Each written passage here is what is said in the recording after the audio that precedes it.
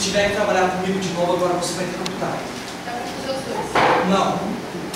Não dá pra fazer teatro nas horas vagas. Não dá pra namorar em São Paulo e morar no Rio. Qual o problema? É o teatro ou o namoro? É os dois. Pedro, para de enrolar. Você tá com ciúme. Ciúmes de quê? Porque eu tô fazendo sucesso na novela. Ciúmes porque você tá fazendo sucesso na novela?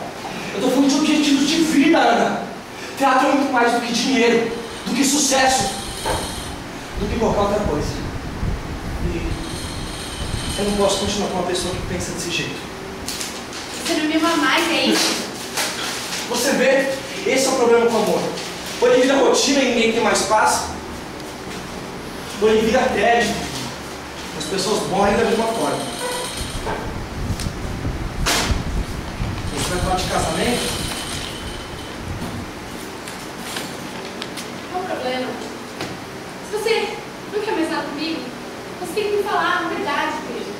Só isso. Ana, eu quero você. Eu gosto muito de você.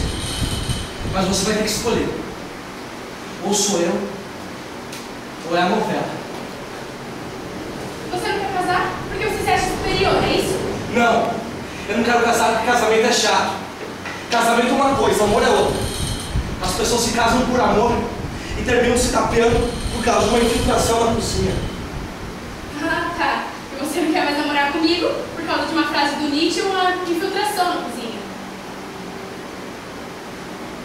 Não é isso. Ou é? Eu prefiro a aventura do que a rotina. Eu prefiro os dois. Ter filho, por exemplo. É a rotina e a aventura ao mesmo tempo. Não. Eu não quero casar. Não quero ter filhos. Eu quero fazer teatro. Ou filhos ou livro. Nietzsche de novo. Pois eu quero casar, ter filhos e fazer teatro.